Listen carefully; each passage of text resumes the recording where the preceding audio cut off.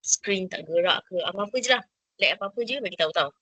Anything regarding to the lagging. Okay. So boleh bagi tahu kan. Alright, so kita mulakan dengan soalan nombor 1. Sekejap saya share screen. Saya takut. Saya takut tak sempat pergi sini. Sebab dia dah start guru. Harap-harapnya okey lah. Share screen. Start now. Okay, so kita mula dengan soalan nombor 1. Balik.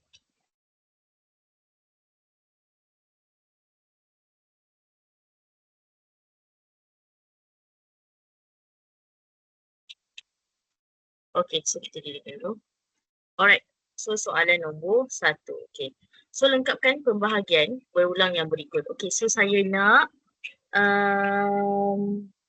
Darwish, jawab Darwish soalan ni. Macam mana nak buat Darwish? Ingat lagi tak? Darwish boleh buka mic, cakap. Macam nak buat soalan ni?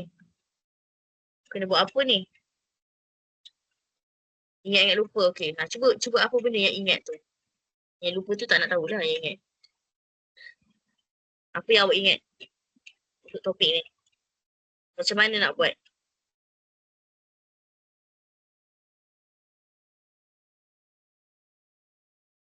Apa maksud nombor 8 dekat belah kiri tu? Ni dia buat apa ni? Ni nampak ni. Macam mana kita nak tahu bawah ni nombor dia apa? Nak buat macam mana?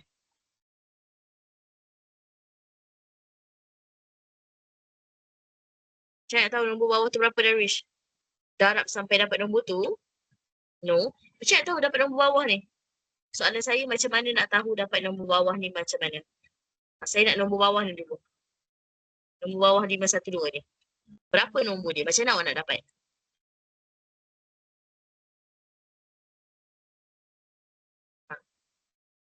Ini topik nak tukarkan satu-satu nombor tu menjadi satu nombor asas.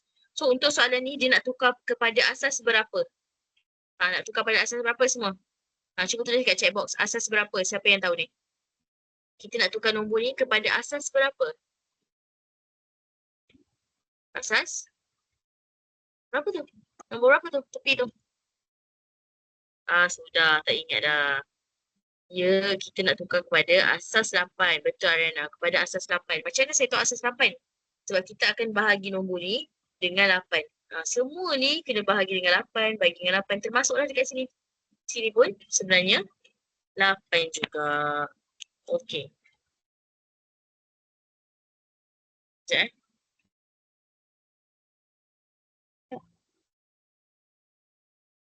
Sekejap.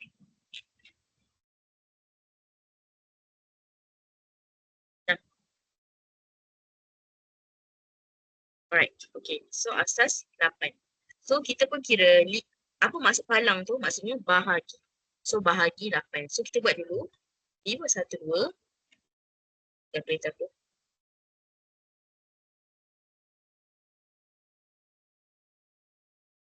So 512 bahagi 8 dapat 64. So maksudnya bawah ni ialah 64. 64. Maksud 64 bahagi 8. Bahagi 8 lagi sebab kita nak pakai asas 8. Dapat 8. So 8 bahagi 8 dapatlah 1. So dapatlah jawapan dia 1. So seterusnya tukarkan nombor berikut kepada nombor dalam bentuk indeks. So nombor dia 512. So sekarang kita tukar kepada asas 8. So 8 apa dia? 8 apa dia Darwish? 8 kuasa berapa?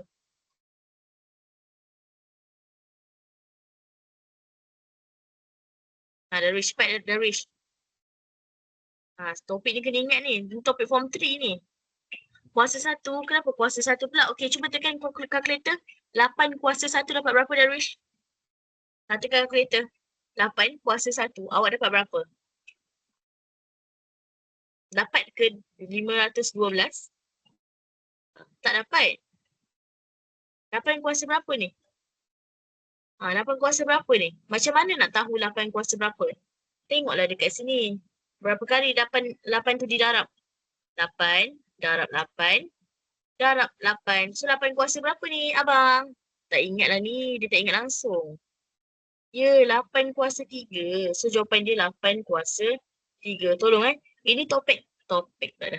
Topik indeks untuk tukarkan satu-satu nombor kepada satu indeks ataupun kuasa. So, kena tahu. Inilah cara dia. Kena bahagi dengan berapa nombor asas yang kita nak. Contoh dia kata, tukarkan 350 kepada asas 7. Contoh, 350 kepada asas 7. So, kita akan bahagi 7 lah sini. Bahagi 7, dapat jawapan, bahagi 7 lagi. Sampailah dapat jawapan last kali 1. Lepas tengok ada berapa kali 7 dekat belah kiri ni. Maksudnya 7 kuasa sekian-sekian-sekian. Macam tu. So, kena tolong ingat Siapa yang tak ingat pun kena tolong ingat. Ini topik yang agak berat lah. Bukannya berat maksud saya susah. Berat tu maksud saya selalu ditanya. Sering-sering kali ditanya. So, kena tahu. Okay. So, sama juga yang B ni. Okay, kita akan tengok Kat sini dia cakap 1/5 asas 11. Asas 11 lah. Kuasa 11. Okay. Apa hukum indeks yang kita dah belajar? Kita belajar 3 hukum indeks. 3 hukum indeks. Apakah hukum-hukum indeks tu? Siapa ingat? 3 hukum indeks. Apa dia hukum indeks tu? Setiap kali jumpa indeks, which is nombor yang kecil dekat atas tu, dia akan berlaku sesuatu. So, example kita cakap darab. So, kalau darab jadi apa? Tambah. Tambah. Bahagi jadi? Tolak. Bahagi jadi tolak. Okay, kalau 1/x kuasa 3, dia akan jadi apa? Negatif 3. Ya, x kuasa negatif 3. Okay, kalau x 4, dia akan sama dengan berapa? 1/x kuasa? Negatif 4. Negatif 4. So, ini 4 ni awak kena tahu. Inilah hukum indeks kita panggil. Kalau darab, dia akan jadi tambah. Bahagi akan jadi tolak. So, darab dia akan melibatkan ini hukum indeks ni. Apa yang kena sama? Asas kena sama. Asas tu apa? Asas tu nombor yang besar. Kalau nombor besar dia berbeza, kita tak boleh pakai hukum indeks ni. Ni adalah hukum indeks Hukum indeks. Bab 1 saya rasa ke bab 2 macam tu. Hukum indeks. So kena tahu. Hukum indeks, darab asalkan asas sama nombor tu mesti sama. Bila nombor sama, darab akan jadi tambah, bahagi akan jadi tolak.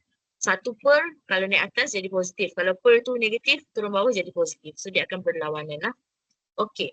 So sekarang ni operasi darab. Darab, darab, darab. So kalau darab sama dengan tambah. So sekarang kita tahu. Asas dia semua sama. So confirm lah dekat dalam kotak ni pun asas dia 1/5 juga. Cuma kita tak tahu dia kuasa berapa lagi. Sebab kena carilah. Okey. So sekarang ni kita tengok kuasa dia. Ini 2, ini 3, ini 5. So sini 11 kan? So maksudnya 11 sama dengan 2 tambah X tambah 3 tambah 5. Okey. So kita pun kira 11, 2 tambah 3, 5. 5 tambah 5, 10. So X sama dengan berapa? Nampak tak? Kita tak nampak saya tulis ni. Faham tak? Ni saya ambil daripada kuasa dia. 11 sama dengan 2 tambah tak tahu. Tambah 3 tambah 5. So kita tambahkan semua nombor yang boleh kan? So 11 sama dengan X tambah 10. So 11 tolak 10 sama dengan X. So X sama dengan 1. So ini 1/5 kuasa 1. Dapat tak ni? Ada sesiapa yang tak faham? Boleh bagi tahu? Tolong kalau tak faham bagi tahu terus tau. Jangan diam je. Arena okey, yang lain ni. Yang diam-diam membisa 1000 bahasa ni. Kalau tak faham tolong bagi tahu terus, okey? Jangan diam saja. Okey, settle Alright, so next. Kita nak buat yang kedua, 2 Roman. Okey, untuk 2 Roman ni, dia nombor asas dia berbeza-beza. Kita tak tahu berapa. Tapi, bila melibatkan nombor asas yang berbeza, kita akan kira sama macam yang tadi. Cuma bezanya, nombor akan darab nombor, huruf akan dengan huruf je. Dia tak bergabung lah maksudnya. Dia tak ada kaitan. Okey, so tengok kat sini. Kita tengok nombor dulu Sini 22. Darab tak tahu. Darab 3/11 darab 1 sama dengan 18. So kita nak cari berapa X tu, kita kena pindah lah. Okay, so kita darab dulu semua nombor yang tahu. 22 darab 3/11. Lepas tu darab 1. Itu sama dengan 6. So X darab 6 sama dengan 18. So X sama dengan 18 bahagi 6. X sama dengan, so kita buat 18 bahagi 6. X sama dengan 3. So kita dah tahu dah, dekat sini dia 3. Settle. Settle dah lah untuk kotak yang pertama. Okay, kotak yang kedua, kita tengok dia punya huruf tu. So huruf tu R kuasa 2, R kuasa 3 darab, so dia tambah lah kan. So ni saya pakai pen warna biru So ini untuk kuasa warna biru ni. So dia akan jadi 2 tambah 3 tambah 1 tambah 4. So 2 tambah 3, 5, 5 tambah 1, 6 dan tambah 4, 10. So akan jadi R kuasa 10. Okay, faham tak sampai sini? Boleh dapat tak? Ini topik indeks ataupun nombor asas. Indeks lah ni. Di bawah indeks. Okay, siapa yang tak faham sampai B ni? Dan cerita siapa yang tak faham daripada atas dari nombor 1 A, 1 Roman, sampailah B, 1 Roman dan 2 Roman. Boleh bagi tahu sekarang. Sebelum saya dah pergi jauh, rupanya korang tak faham langsung. Itu buat aku tak marah lah. Okay, boleh semua orang? Ada soalan tak nak tanya? Sebelum kita proceed kepada soalan seterusnya. Ke nak salin ke apa ke bagi tahu? Tak faham bagi tahu Okay, boleh. Aira boleh, Ariana boleh. Yang lain ni, boys ni. Yang diam-diam macam korang ni. Boleh ke tak boleh? Respon lah. Tak boleh buka mic, respon kat chat box pun saya dah cukup rasa berbesar hati. Jangan diam je. Diam tu memang menggeramkan. Okay, so boleh Alright, so next kita move kepada soalan seterusnya. Dia kata tukarkan berikut kepada nombor dalam bentuk piawai. So, dalam bentuk piawai ni dia ada dua pilihan. Sama ada nombor tu jadi makin besar ataupun makin kecil. Okey, untuk soalan ni sangatlah senang sebab pakai je kalkulator. Biasanya kalkulator akan keluarkan terus jawapan dia berapa. Okay. So, contoh 1322 darab 10 kuasa 4. Okey, soalan saya nak bagi dekat Muhammad Haziq. Okey, macam mana nak tekan 10 kuasa 4 tu dalam kalkulator? Cik tekan 10 kuasa 4 dalam kalkulator. Nak tekan butang apa yang mudah? Butang apa Muhammad Haziq? Shift lock. Shift lock apa? Tiba-tiba pula shift lock dia ni. Cuba tekan kalkulator sikit hantar gambar ke saya nak tengok Muhammad Haziq. Hantar sekarang. Sekarang juga saya nak. Kita bagi masa awak. 1 minit je. 30 saat. Hantar sekarang.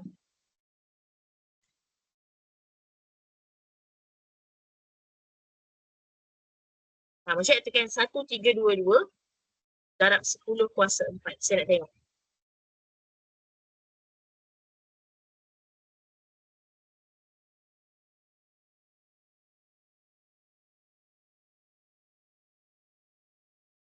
Cepat kami menunggu jawapan awak ni.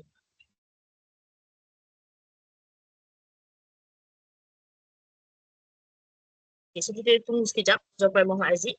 So kita pergi kepada soalan lain dulu. So, jawapan yang saya nak tengok awak tekan kalkulator je. Itu je saya nak tahu macam mana awak tekan. Okay.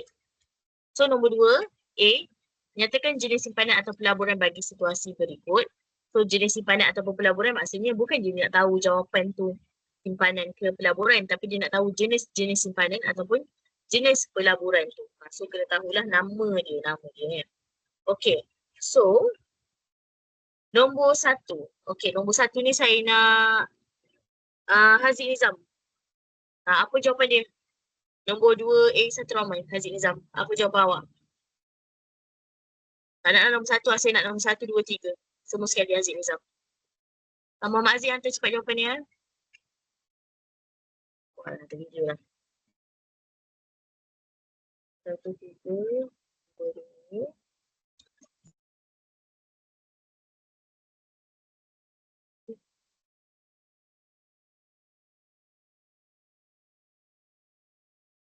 Okay. Alright, boleh lah. Okay. Muhammad Haziq dia hantar tekan butang shift lock. Okay. Saya ajar dalam kelas. Saya tak ada masalah pun. Kalau korang nak tekan shift lock pun tak ada masalah. Okay. Saya ajar tekan 1, 3, 2, 2 eksponen 4. Tekan eksponen terus pun lagilah senang. Okay. So sekarang ni, nombor ni daripada nombor yang besar, kita nak jadikan nombor yang kecil. So nombor dia 13,220,000. Baik-baik kan tadi So saya tunggu jawapan Haziq Nizam tadi. So ini tadi kita masuk dalam kalkulator, kita akan dapat 13,220,000. So ini nombor besar. Bentuk piawai ni kita akan jadikan dia nombor yang kecil.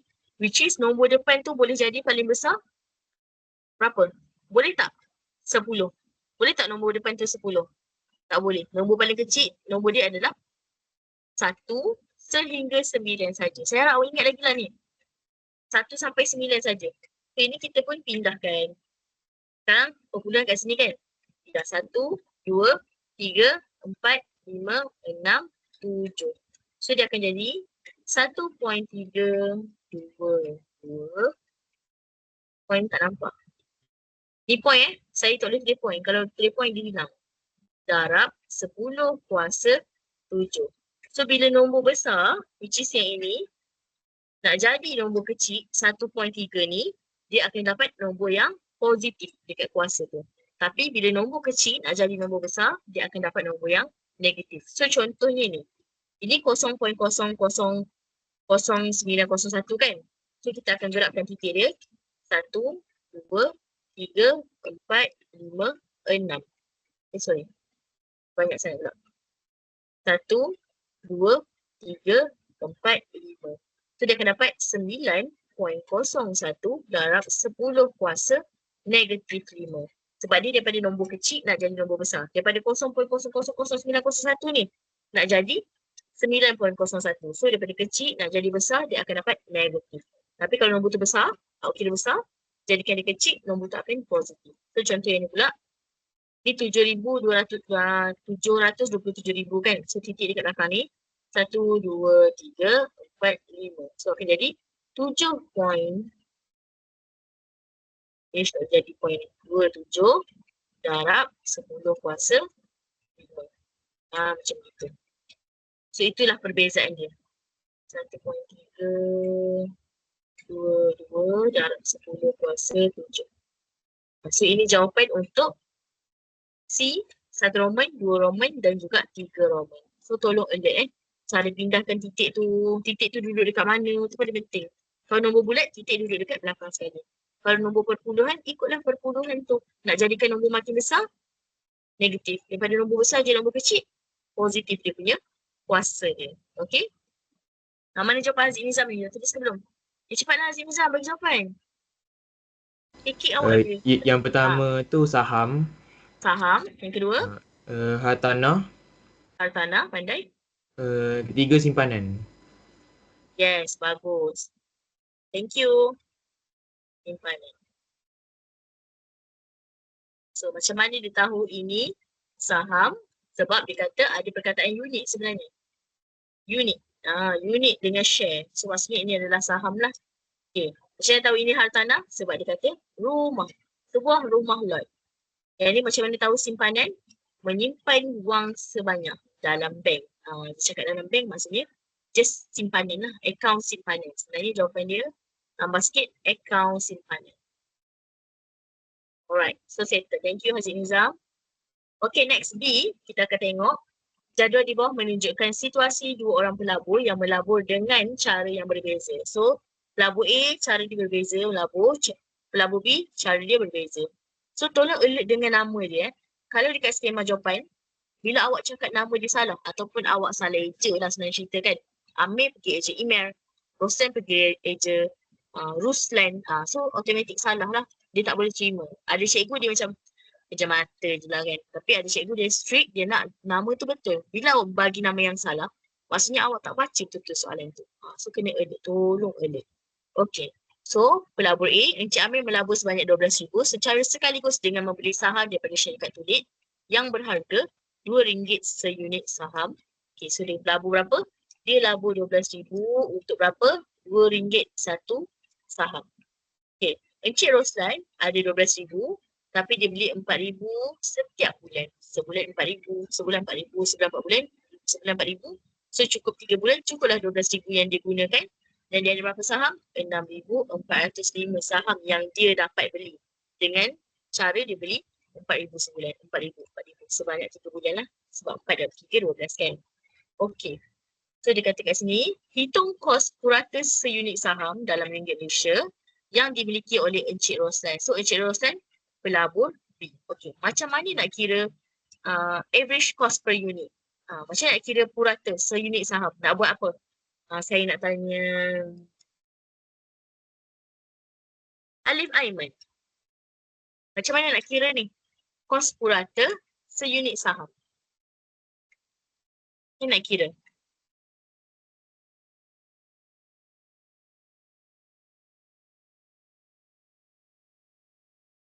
Saya tinggalkan soalan ni. Kenapa tinggalkan? Soalan ni senang.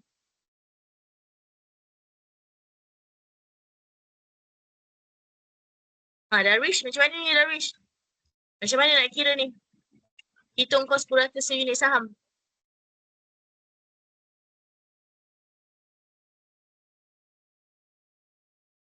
Purata. Macam mana nak kira purata?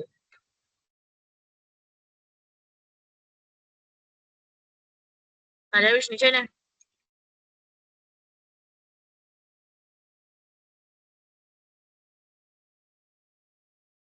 Okey Alif, apa maksud purata tu? Contoh, saya ada RM13. RM15. Saya pergi beli di 3 buah kedai. Contoh satu kedai ni kan. Berapakah per purata untuk satu kedai? Apa maksud purata tu? Purata tu apa dia? Purata tu maksudnya kita kumpulkan balik dan bahagi sama banyak. So macam mana nak bahagi sama banyak ni? Nak bahagi siapa ni Alif? Sama banyak siapa? Bahagi siapa? Bahagi sama banyak siapa? Berapa banyak yang dia belanjakan? Encik Roslan ni. Berapa banyak duit yang dia belanjakan? Untuk beli saham. 4,000. Bukan? Tengok betul-betul. Berapa sebenarnya dia belanjakan untuk beli saham?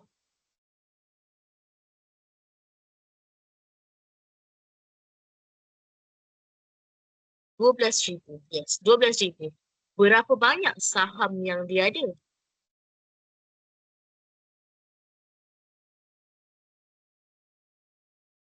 Berapa banyak saham yang dia ada?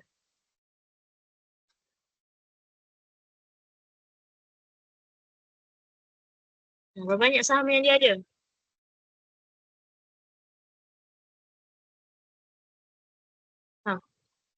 Ya, 6,405. So, purata, kos purata seunit saham ni sebenarnya kita nak tahu berapa harga satu saham. Sebab dia tak beli sekaligus. Kalau Encik Amir ni tadi, dia beli sekaligus. Maksudnya memang confirm. Satu saham dia RM2. Tapi untuk Roslan ni, kita tak tahu berapa harga satu saham dia. Sebab dia beli bulan ni RM4,000. Mungkin bulan ni harga dia RM2. Bulan depan RM2.20. Bulan lagi sekali RM1.08. Sebab saham ni dia boleh turun naik. Sebab tu kita kena cari berapa kos harga per unit saham. Maksudnya kos semua sekali bahagi dengan berapa banyak saham yang dia beli. So 6,405. Okey, bahagi Alif dapat berapa?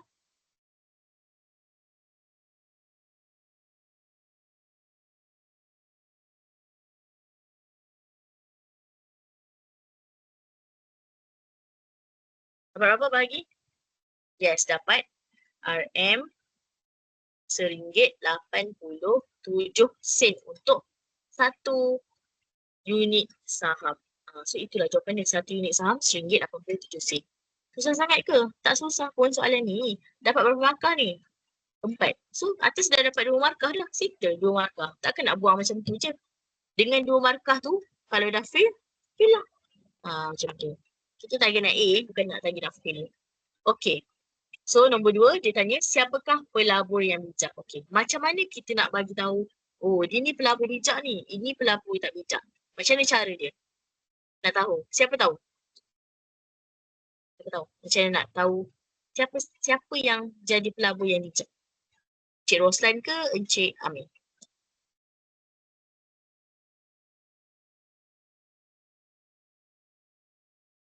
Tak ada siapa tahu? Cek kira pelabur yang bijak. Hentam sajalah. Okey, macam mana kita nak tahu dia adalah pelabur yang bijak? Tengok harga satu unit saham dia. Unit saham. Okey, so sekarang Encik Roslan kita dah kira harga satu unit saham dia RM1.87. Okey, Encik Amir berapa harga satu unit saham dia? Alif Aiman. Roslan ni harga satu unit saham dia RM1.87. Kalau Amir tu berapa harga satu unit saham dia?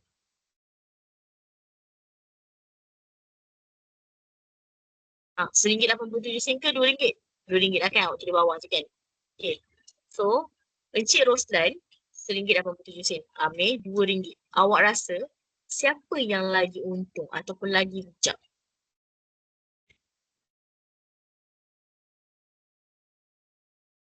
Ya, Encik Roslan. Kenapa?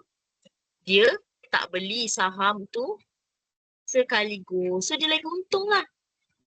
Dia beli RM1.87 satu saham. Yang si Amir ni beli RM2 satu saham. So memang nampak bezanya sikit dalam 13 sen. Tapi bila 13 sen darab dengan beribu-ribu tu tak banyak. Banyak lah kan. So jawapan dia Encik Roslan.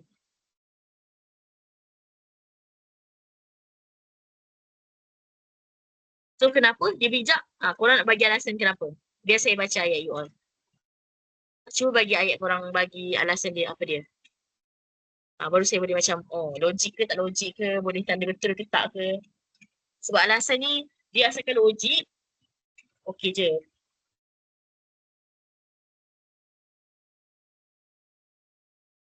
Kenapa awak cakap Encik Roslan bijak?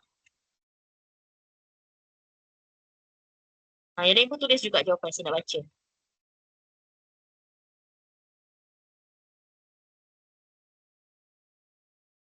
Kenapa you all vote Encik Roslan, bukan Encik Amir? Tulis kat chat box cepat saya nak baca.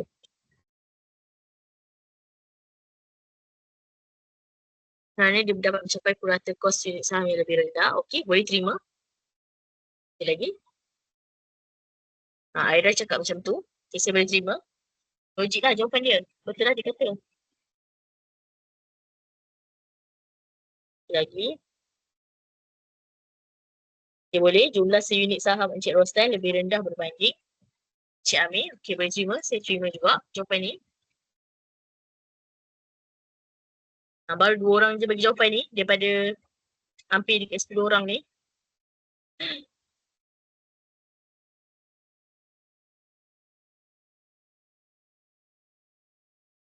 Tulis jawapan you all, saya nak baca. Cepat-cepat seminit lagi.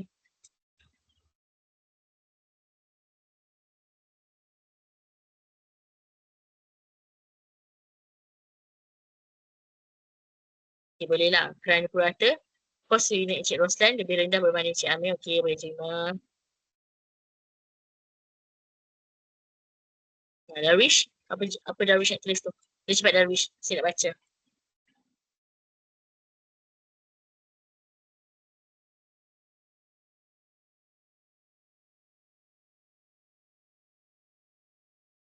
Okey. So setakat ni, semua orang cakap pasal harga satu unit saham lebih rendah, lebih tinggi kan? Apa pula efek dia daripada pemilikan saham? Contoh. Awak rasa-rasa kan? Bukan contoh lah. Awak rasa-rasa kat sini, siapa yang akan dapat beli lebih banyak saham? Encik Roslan ke Encik Amir? Roslan ke Amir? Dapat beli banyak saham. Lebih saham. Roslan or Amir?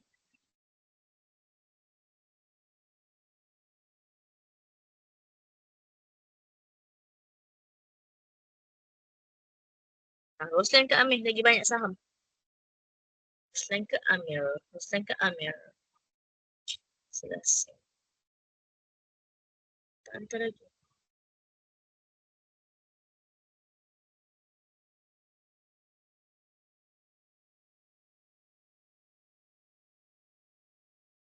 So, Encik, semua orang tak jawab. Cik Roslan ke Cik Amir ni? Lagi banyak kan lah. Yelah, lagi banyak saham. Roslan ke Amir? Ya, Cik Roslan lah. Sebab bila kita bahagi, kenapa Amir pula tak ada Darwish? Cik Roslan lah. Dia ada 12,000. Bahagi dengan RM1.87. Mesti dia dapat lagi banyak kan? RM1.87 tu lagi sikit. Dia ada 12,000 bahagi dengan RM2. Mestilah lagi sikit dia dapat saham. Sebab saham dia mahal. Satu. Typo. Jauh benar typo punya. Auto send. Okay. Accepted. Okay. Dimaafkan. Okay. So, Encik Roslan lah. Okay. So, next. Dia kata kat sini. C. Okay. Encik Ferdinand menerima wang persaraan bernilai RM700,000. Encik Ferdinand menggunakan semua wang itu untuk membeli sebuah rumah. Okay. Dia beli satu rumah. Lepas 7 tahun, Encik Ferdinand berhasrat untuk menjualkan rumahnya dengan nilai 45% lebih daripada harga yang dibeli. Sepanjang tempoh itu, Encik Ferdinand telah menerima duit sewa sebanyak RM1,850 sebulan. Berikut adalah perbelanjaan yang terlibat. Okay, so kat sini, apa yang awak kena buat? Baca sekurang-kurangnya 3 kali. So, jatuh betul aku. 3 kali untuk make sure apa yang awak faham, apa yang awak tak faham untuk soalan ni.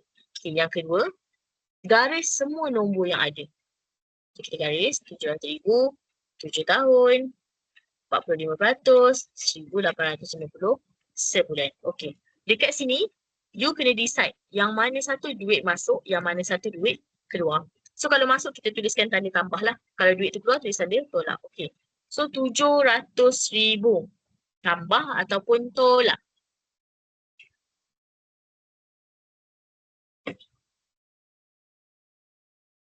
Nah, terima ataupun guna. Tambah ataupun tolak RM700,000 ni. What do you think? Kau rasa apa?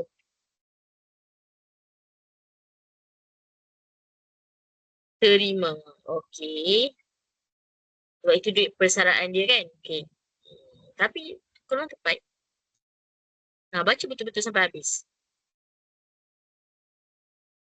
Encik Ferdinand menerima wang persaraan bernilai RM700,000. Encik Ferdinand menggunakan semua wang itu. Adakah masih terima lagi? Ataupun dia dah guna? Terima lagi ke? Kalau macam ni. Dah tolak lah, dah guna. Semuanya dah guna.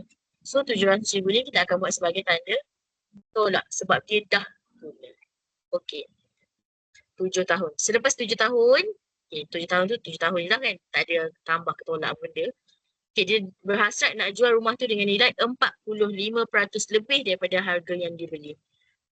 45% ni berapakah jumlah dia? Macam mana nak cari? 45% ni berapa jumlah dia? 45% ni nak cari macam mana? Nak kena buat apa? Boleh ke tulis terus 45%? Macam nak cari berapa banyak 45% ni? You rasa macam mana? Baca betul ayat tu. Cuba fikir. 45% lebih daripada harga beli. Kat situ pun dia bagi tahu dah. Jelas dan nyata. Macam mana nak cari 45%? Okay, siapa tahu tulis jawapan. 45% tu berapa banyak? Berapa jumlah dia?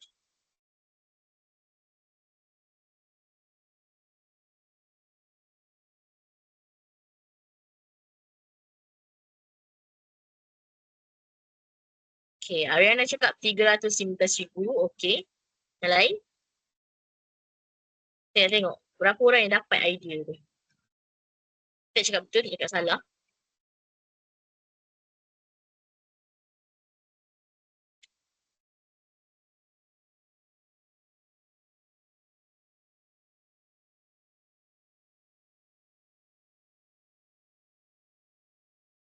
Alhamdulillah. Ya, 315,000 juga. Okey, yang lain? Boys ni selalu diam dengan Syaumaira ni. Padahal Syaumaira ni student saya dah lama tau. Dia lagi lama daripada you all.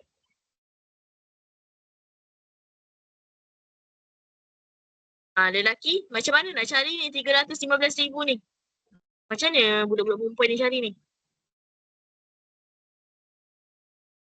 Haziq Nizam, macam mana diorang cari ni Haziq Nizam? Buat apa?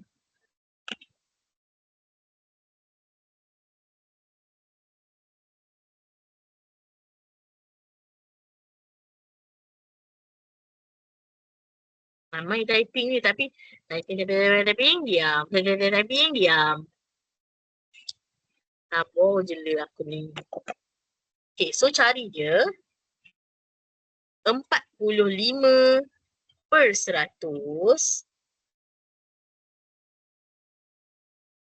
darab berapa harga rumah tu beli? 700,000. So dapat dah 315,000. So 45% lebih tu maksudnya 315,000. Tapi adakah duit yang diterima hanyalah 315,000 dekat 45% tu? Ya ataupun tidak? Lepas dia jual lah, maksud saya, dia beli 700,000 kan? Dia jual, confirm lah dia dapat duit. Itu yang pertama, tambah.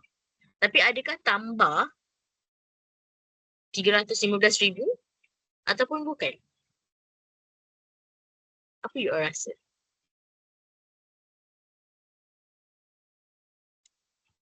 Bukan. So sebenarnya tambah berapa?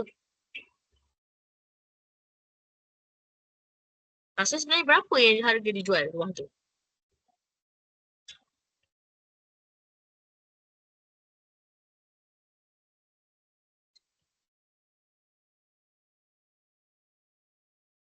Besar rumah dia ni 700,000.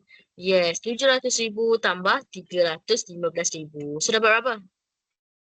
700,000 tambah 315,000. Bukan aku nak mention ni.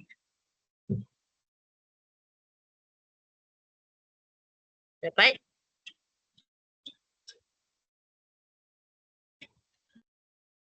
Ya. 1,15,000.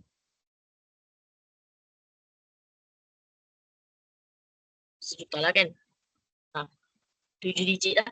1,15,000 rumah yang dia jual. So tambah 1,15,000 Bukan tambah 315,000. 315,000 tu maksudnya untung daripada jual rumah je lah. Untung dia je baru. Bukan untung keseluruhan lagi Baru untung jual rumah sahaja. Okey. So dia kata, sepanjang tempoh itu, Encik Ferdinand telah menerima duit sewa sebanyak 1,850. So, tambah ke tolak ni? Terima ke guna? Kena bayar. 1,850 ni. Dapat ke kena guna? Kena bagi.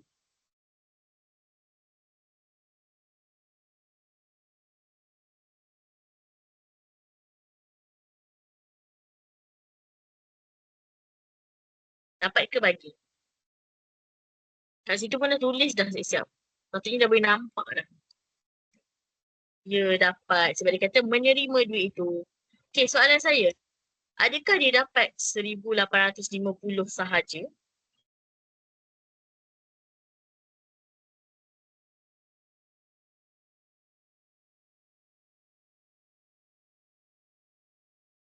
Ke macam mana kira dia? So, saya senaraikan dulu rumah tu dulu 45/100 darab 700,000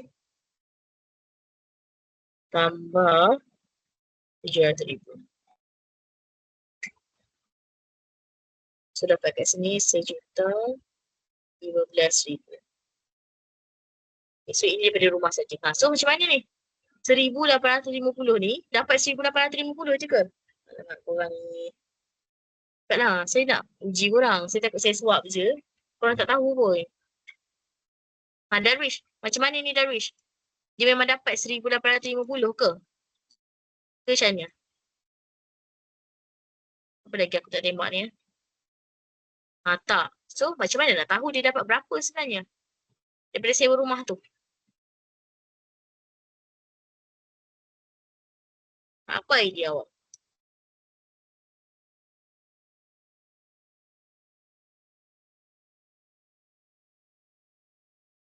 Baik jawab Darwish. Siapa lagi saya tak panggil?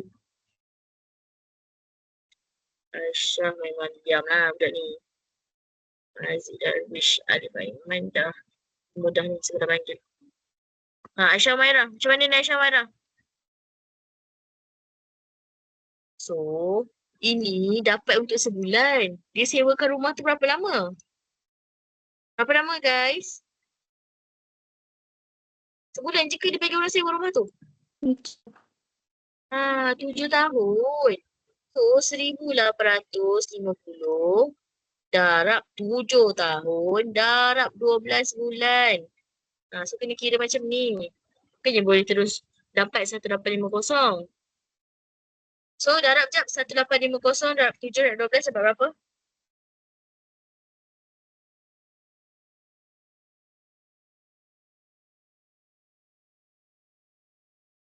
Betul kan?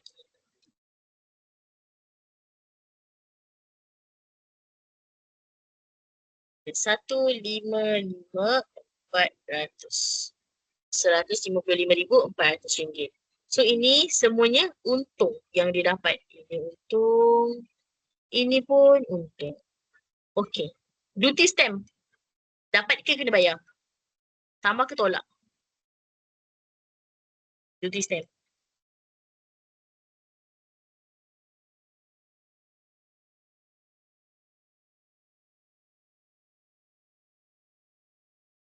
Tolak. Commission agent? Tolak. Kos guaman? Tolak. So semua ni tolak. Okey, sekarang ni kita nak cari nilai pulangan pelaburan. So ataupun dalam erti kata yang lain, saya ajar you all hari tu apa?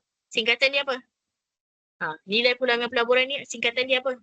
Tapi ingat lagi. ROI. Return of Investment. ROI. Okey. Soalan saya seterusnya. ROI, jawapan dia dalam bentuk apa? Mesti dalam bentuk apa? Dia jawapan dia ada satu bentuk. Yes, dalam bentuk peratus. Bila dalam bentuk peratus, maksudnya korang akan darab dengan 100.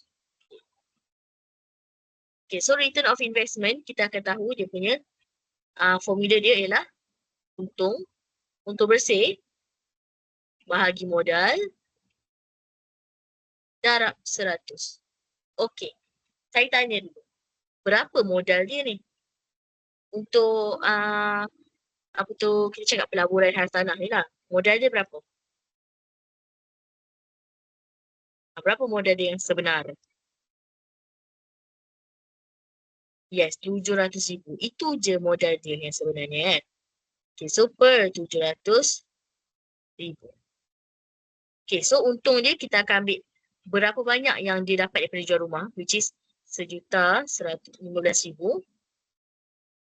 1,015,000 tambah 155,400 tolak kos guaman, duty stamp 3,100, 4,800, 3,100, 4,800 tolak 7,500. Lepas tu kira semua ni dulu, yang atas dulu. Lepas tu barulah darab 100. Okay, so kira dapat berapa jawapan dia? Kira sendiri. Dia kata ni. Sorry. Satu lagi lupa. Tolaklah dengan harga rumah juga. Sebab dia dah beli rumah tu. 700,000. Okay, cuba kira dapat berapa? Dia punya ROI, return of investment, dalam bentuk persen.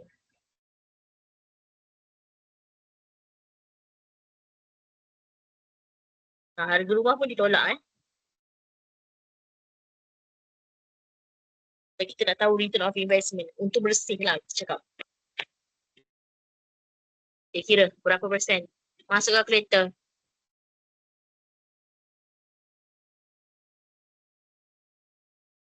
Alhamdulillah.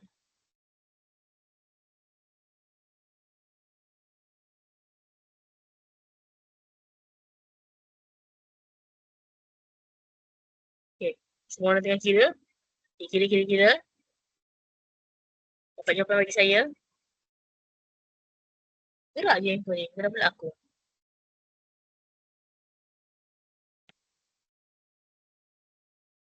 Dah penuh pun.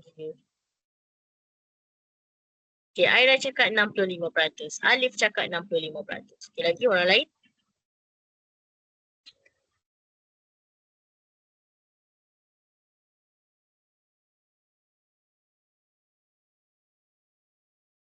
Darwish dapat berapa? Darwish tengah typing. Yes, so jawapan dia 65%.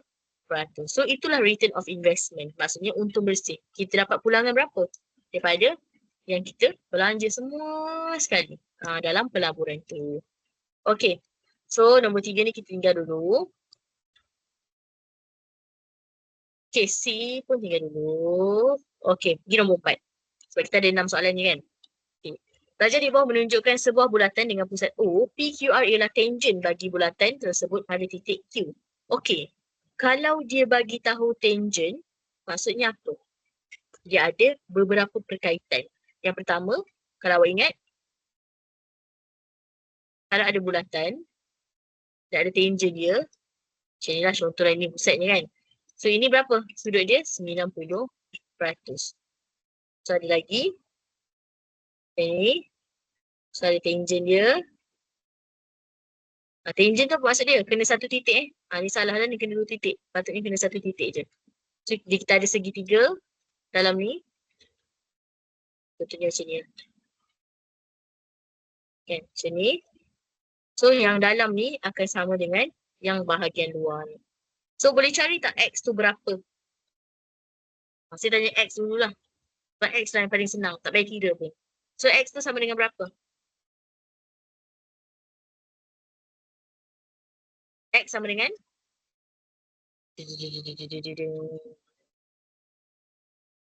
X sama dengan 52. Kenapa? Ini bila dia berkaitan dengan tangent, sini akan sama dengan luar ni. Yang dalam akan sama dengan yang luar. So itulah tangent. Gawi itu tangent Okay, so next. Macam mana nak cari Y ni? Apa benda nak guna nak cari Y ni? Ni pun dah ajar juga. Macam nak cari Y tu? Ada sesiapa tak yang berkaitan dengan Y? Siapa ingat? Macam mana nak cari Y ni? Y. Yes, sudut dekat pusat bahagi 2. Sebab apa? Sudut dekat pusat ialah 2 kali sudut pada lilitan. Selagi, paling penting apa dia? Macam mana nak kira benda tu? Macam mana boleh guna? Salah, macam mana nak kira pada? Macam mana benda tu valid? Maksudnya, kenapa dia valid? Selagi apa? Jarak yang ni adalah sama. So, MOQ sama dengan MNQ. So, dia jarak yang sama ni. Lilitan ni, yang sama. So, barulah boleh guna sudut dekat pusat 2 kali sudut pada lilitan. So, 122. Nampak, kita salah tulis. 122 bahagi 2. So, dapat berapa? Dapat 61 darjah. So, X tadi dapat 52 darjah. So, settle. Macam tu je jawapan dia. So, dapatlah 3 markah. So, 3 markah ni, 1 markah dekat X, K1, K1, N1. Settle. Alright. So, next. B. Pada rajah di ruang jawapan menunjukkan sebuah segi 4 selari JKLM, PQR dan S ialah titik tengah. JM, KL, JK dan ML masing-masing V, W, X, Y dan Z ialah 5 titik bergerak di dalam segi 4 selari itu. Nombor 1. Lokus B ialah titik yang bergerak dengan keadaan sama jarak daripada garis lurus JK dan ML. So tengok garisan JK, ini garisan JK, ini garisan ML. So rasa-rasa lokus V siapa? Sebab kat sini, kena baca betul-betul soalan dia. Dia tak suruh awak lukis. Dia cakap, nyatakan. Bila perkataan nyatakan, maksudnya bukan lukisan. Kalau dia kata, lukis, baru lukis. So student pun ramai juga keliru yang ni. Yang nyatakan dia pergi lukis. Yang lukis dia pergi nyatakan. Tak boleh So apakah jawapan untuk satu Roman? Tulis ramai-ramai jawapan satu Roman. Ni topik lokus ni paling senang sangat ni. paling mudah sepatutnya. Kena ingat je 5 jenis locus tu. Okey, Aira cakap RS. Nampak? Aira cakap RS. Okey. Yang lain? Okey, soalan saya. Ini, contohlah tak ada kena lukis lah kan. Ini locus yang keberapa? Okey, locus yang pertama cerita pasal apa? Siapa ingat? Kita ada 5 locus. Locus yang pertama cerita pasal apa? Aku ni nak kaki dah. Ya, 1 titik. So, 1 titik akan menghasilkan locus apa? Bentuk apa? Yes, 1 titik locus bulatan. Okey, locus yang kedua?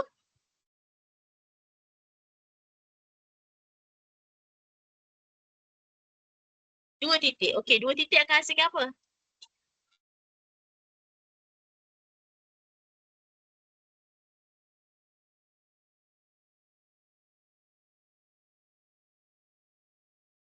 Membahagi dua sama serenjang, betul. Dekat tengah-tengah lah. Titik pertama, titik kedua, di tengah-tengah.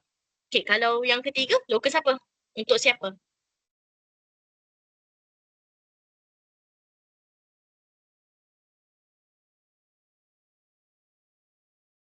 Locus untuk apa? Nampak tak cikgu orang ni? Yang ketiga, apa dia? 1 garis. Okey, so 1 garis akan hasilkan apa?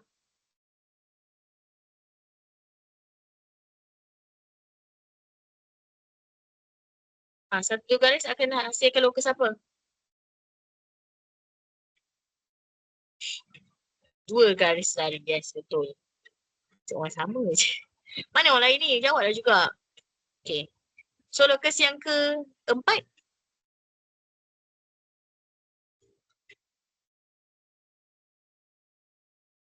Yes, locus pula. Locus 2 garis. So, kalau locus 2 garis akan hasilkan apa?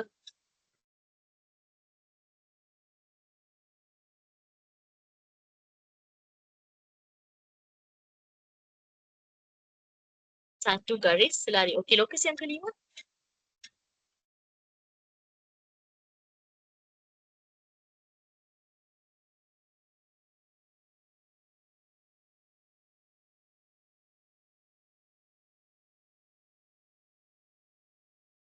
Locus yang kelima? Locus apa? Yang kelima, yang terakhir.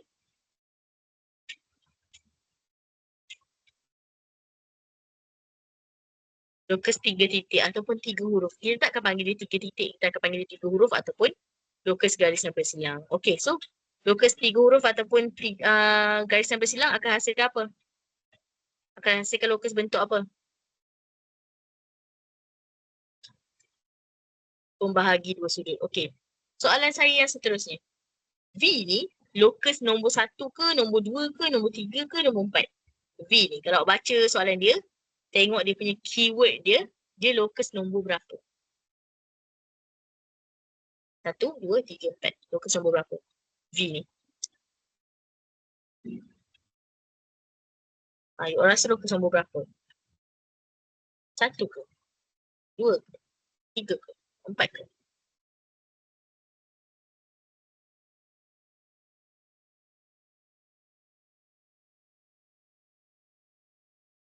Cuba tulis. Bila awak dah tahu dia locus nombor berapa, automatik awak akan dapat jawapan dia apa dia. Dia locus nombor berapa? 1, 2, 3, 4. Okey, so Aira cakap 4. Yang lain? Orang lain? 4 lagi? Alif? Ini waktu dia. Alif Haiman, locus nombor berapa? Hazi Nizam? Alif Haiman cakap 4.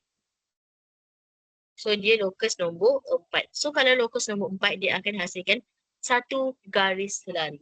Okey, kita tengok tadi. Ada yang dah jawab kan? Okey. Aira cakap garisan RS.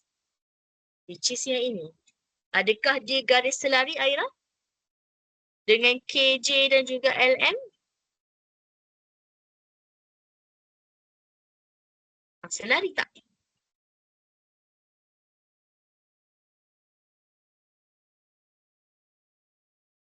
Ya, apa maksud selari? Selari tu maksudnya garisan tu tak akan jumpa sampai bila-bila. Ini bukan selari. Ini nama dia, apa dia kelas? Siapa tahu nama dia apa? Garisan apa? Kalau contoh saya draw macam ni lah, RS ni. Garisan apa nama dia?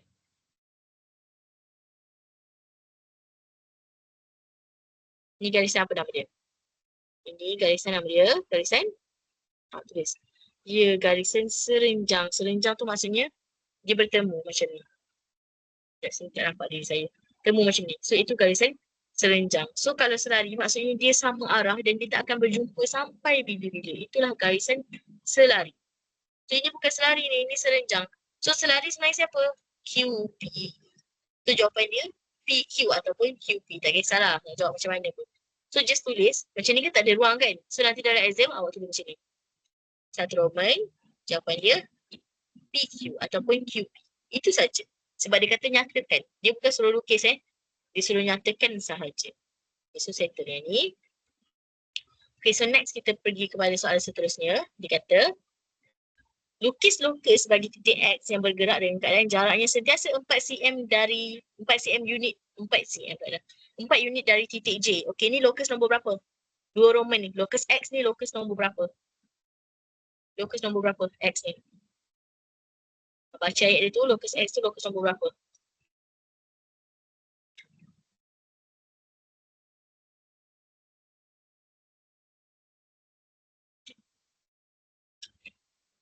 Tengok keyword yang dia bagi. Lokus nombor berapa lah X ni. Lokus nombor berapa guys? X ni. Ya, lokus nombor 1. Sebab dia kata apa?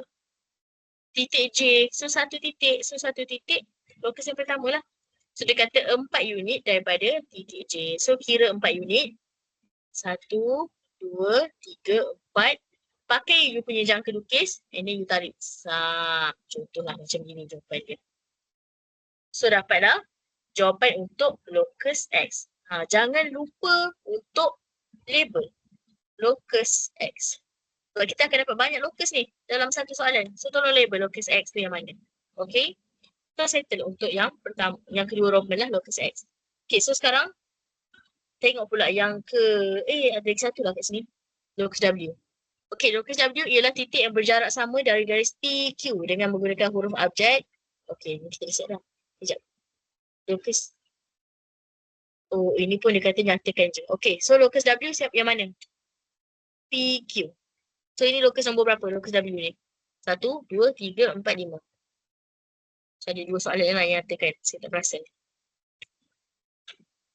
Okay.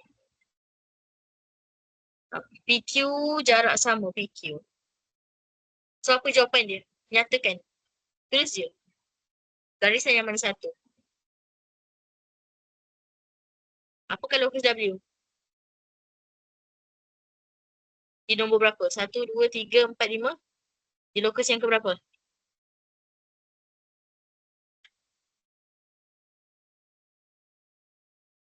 Locus yang ketiga.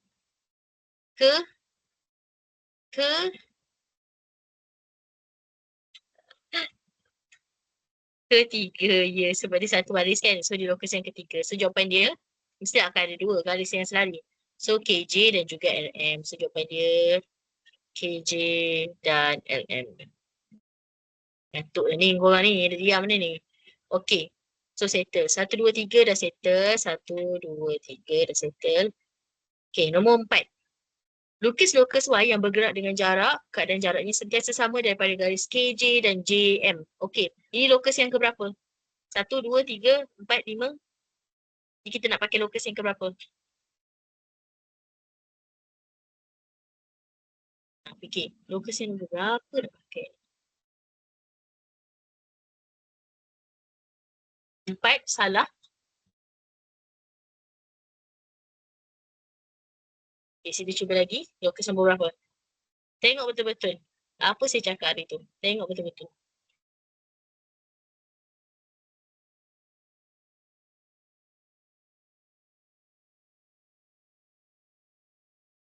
Enam. Biar Alif, mana ada sampai 6 lokus?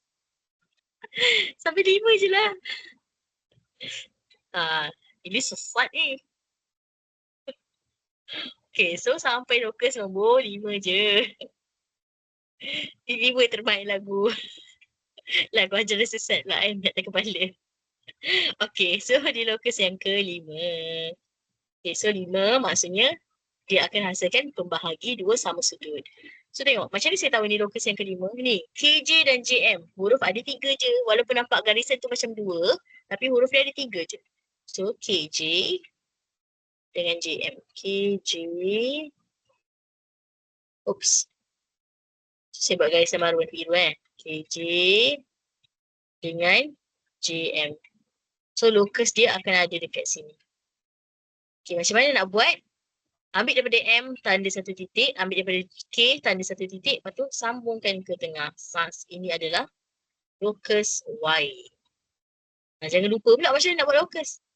Okey, last sekali.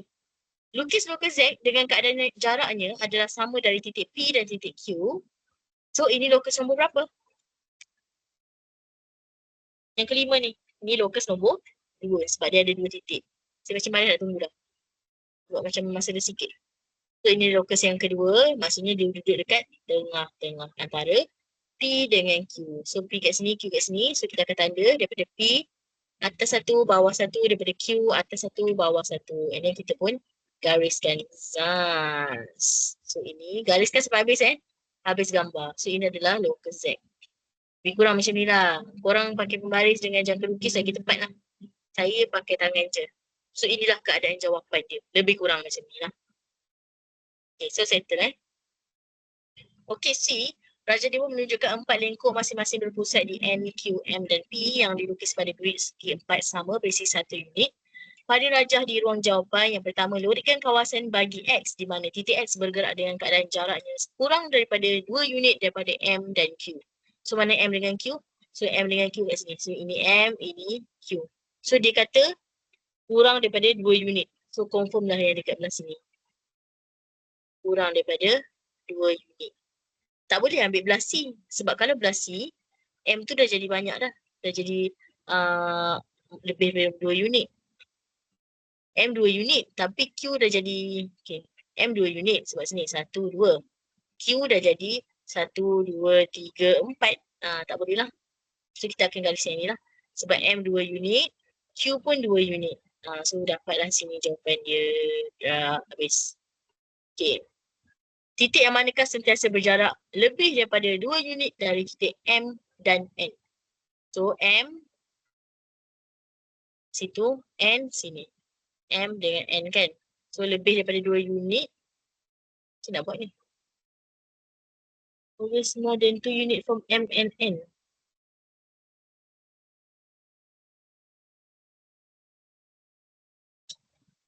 M dengan N tengah-tengah lah.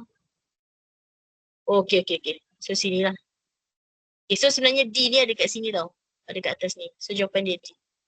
D tu dah dekat situ. Bukannya ada dekat bawah tu. Dia kesilapan terlari sikit. Betul lah. Kita lari sikit. Okay, so settle nombor 5. Okay, nombor 5 pula. Razak akan membina sebuah kolam ikan di hadapan rumahnya. Panjang dan lebar kolam ikan yang berbentuk segi 4 tepat pada lukisan berskala ialah 5 cm dan 3 cm. So, ini pada lukisan. Image lah. Kita cakap image. Dan panjang asal dia adalah 15 meter objek. Okay. So, untuk kira image kepada objek dalam bentuk skala, kita akan buat satu nisbah N.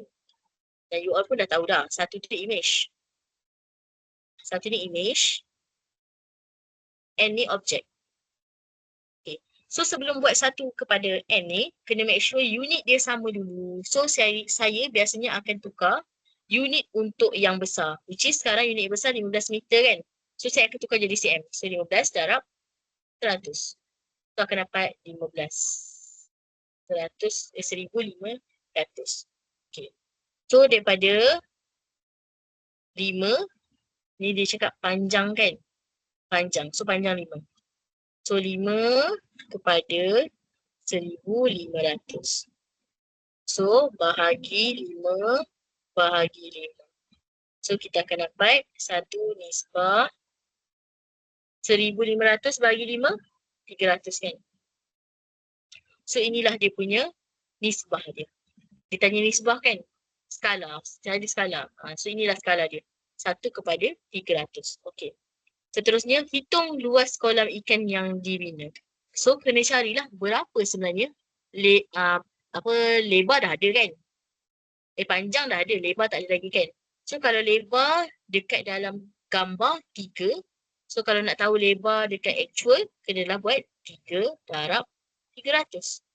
So dapat 900. 900 ni cm. Kita tukar jadi m bahagi 100. So dapatlah 9 meter. So panjang dia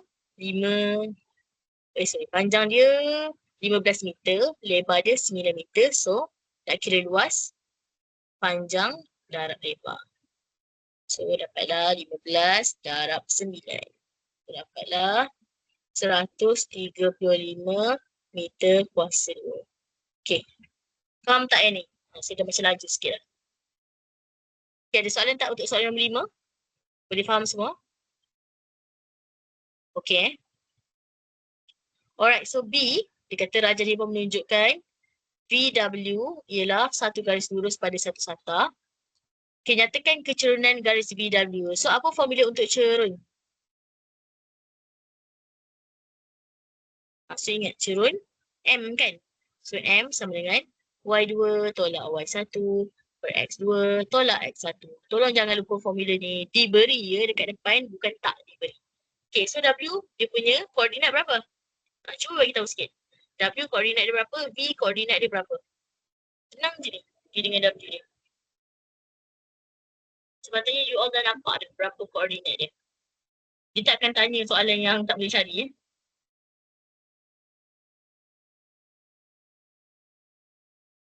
Berapa koordinat V ya? Berapa koordinat W? Tulis sikit. Kita nak tahu.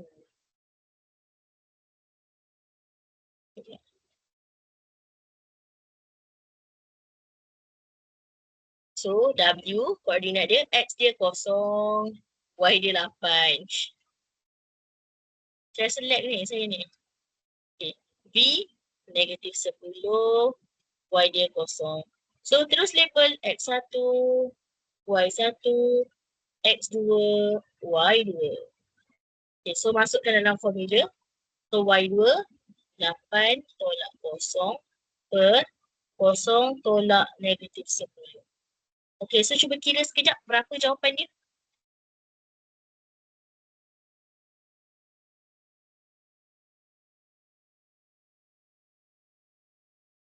Berapa jawapan untuk kecerunan dia? M dia berapa? Kira sekejap.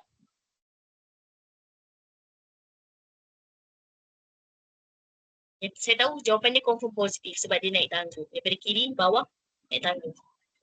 Ya, so jawapan dia 4/5. Positif 4/5. Dalam skema ni bagi negatif. Skema salah. So 4/5 sebab dia naik tangga. So jawapan dia naik tangga 4/5. Kalau siapa dapat negatif, mungkin korang salah dekat sini. Negatif, jumpa negatif, jadi positif. Mungkin salah dekat situ lah. Okay, dia kata, cari pintasan X bagi garis lurus VW. So berapa pintasan X dia? Ni tak payah kira pun. Kira gradient je tadi. Ni tak payah kira. Berapa pintasan X dia? Tengok gambar pun dah boleh nampak dah. Berapa pintasan X dia? Tengok gambar tu betul-betul. Berapa pintasan X?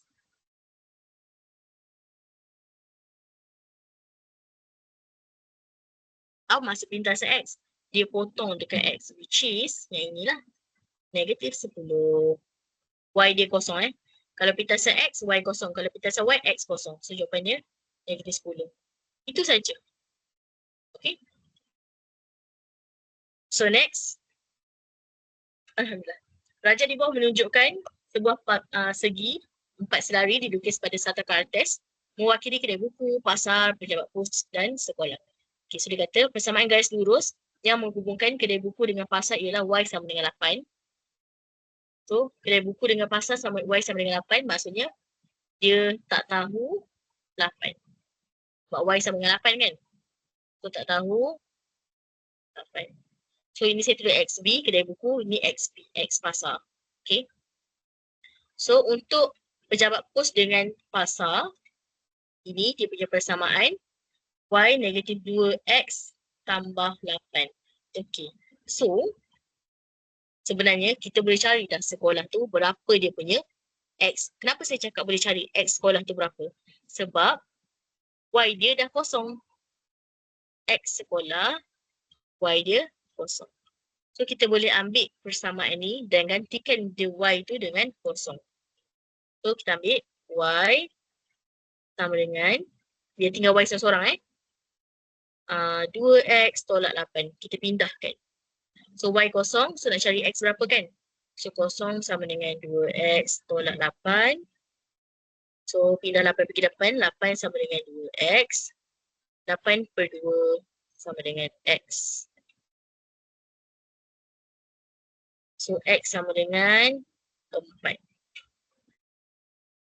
Dekat X sama dengan 4. Maksudnya negatif 4 lah kan? Okay. Sekolah. Okay, sekejap.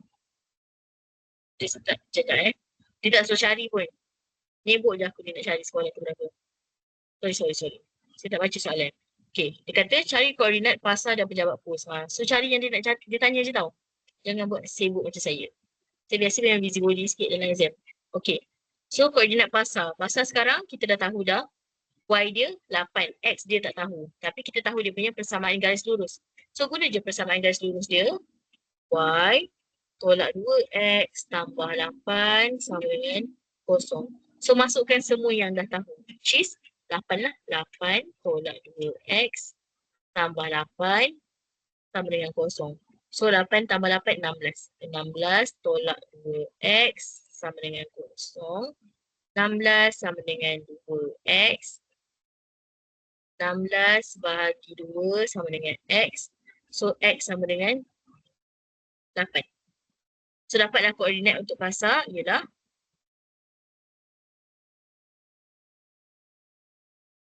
8, 8. Ini untuk pasar yang kita baru cari.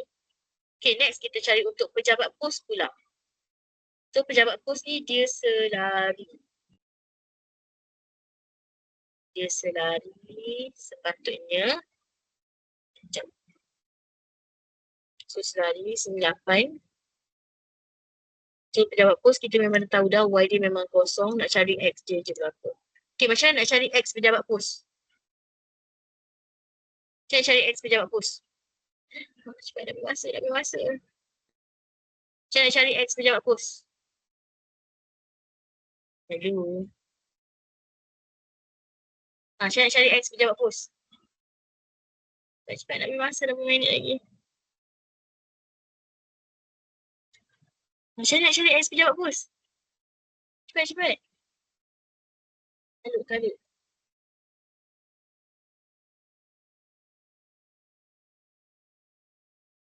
Okey. So dia kata pejabat pos dengan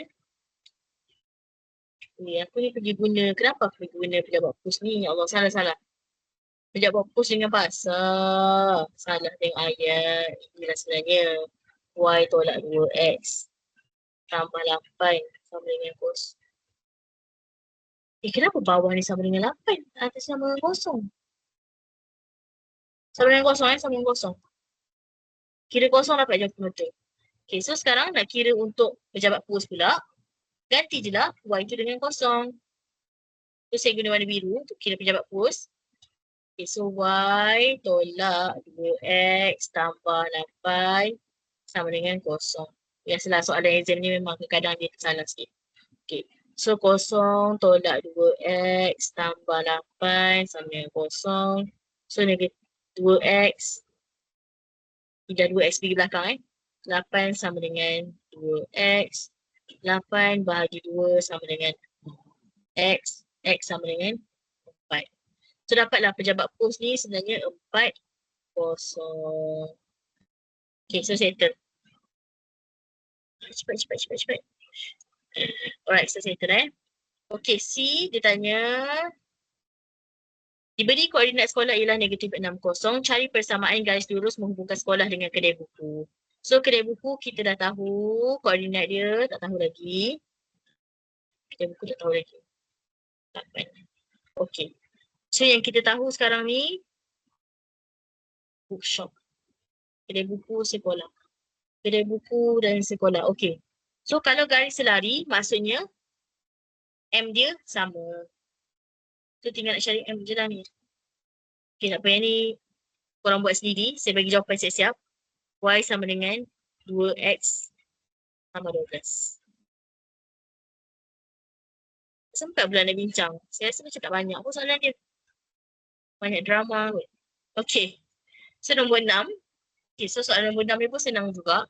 Dia bukan ada segitiga saja. Sebenarnya awak kena tengok sini ada sisi 4 kitaran. Ada sisi 4 yang duduk dalam satu bulatan. So satu sisi 4 kitaran 360 darjah. Dan sudut yang bersilang tu sama dengan 180. So kita boleh carilah dekat sini dulu berapa. Sebab kita nak tahu berapa segitiga tu kan.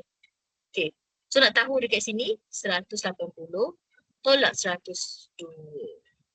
Tolak 47. So 180 tolak 102 tolak 47. Okay, tolak 102 tolak 47. Dapat jawapan 31. So 31 ni kat sini saja. So sini 31 juga. So 180 tolak 31 tolak 31 untuk saya cari yang ni. Cari dekat O tu. Tolak 31 tolak 1 dapatlah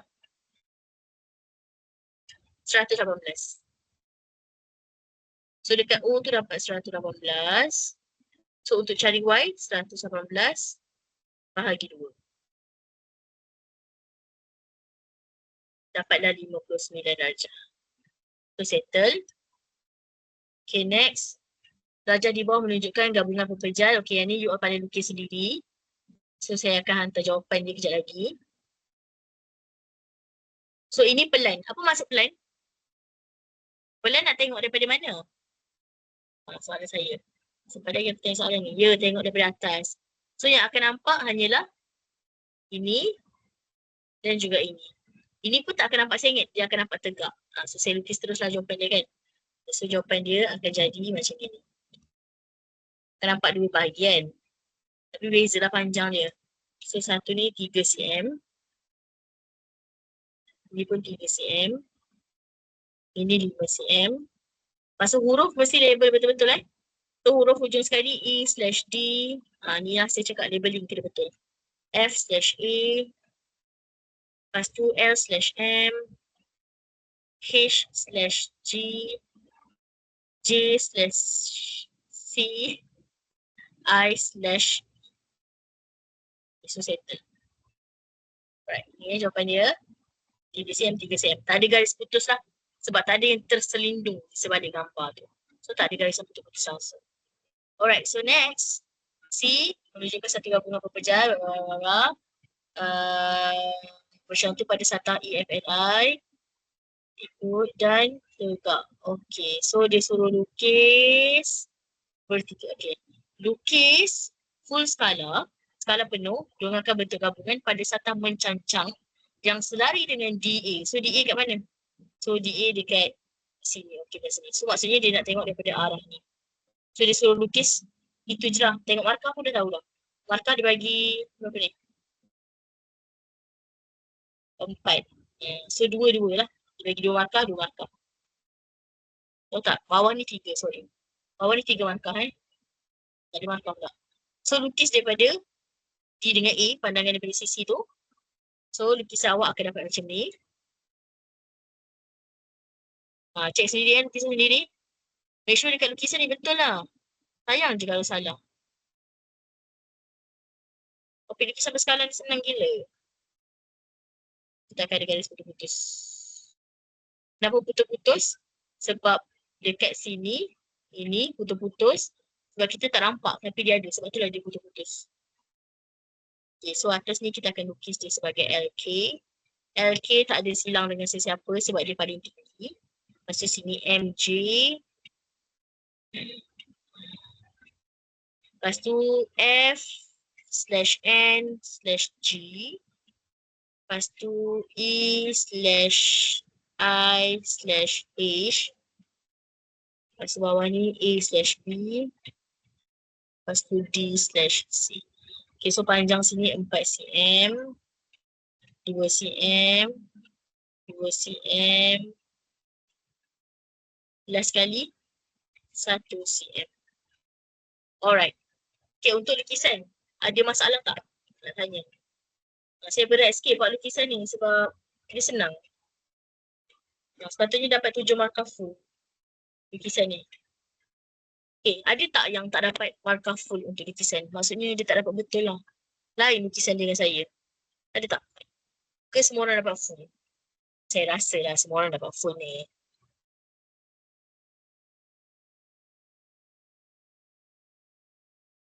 Okay, ada tak yang dapat lukisan salah? Boleh angkat tangan. Kalau dapat betul, okay.